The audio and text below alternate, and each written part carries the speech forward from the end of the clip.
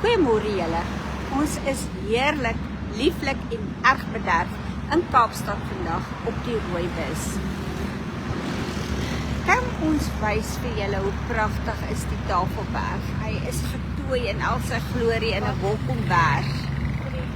En regtig kan ek vir julle sê, Kaapstad is die perfekte host of gasvrou vir 'n wintersvakansie.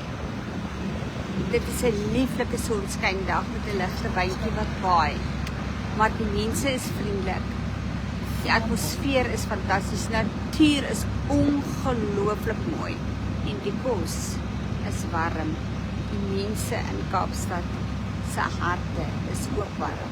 So wanneer jy in Kaapstad opdraai, maak seker dat jy een van hierdie busroete meedoen. Mooi loop.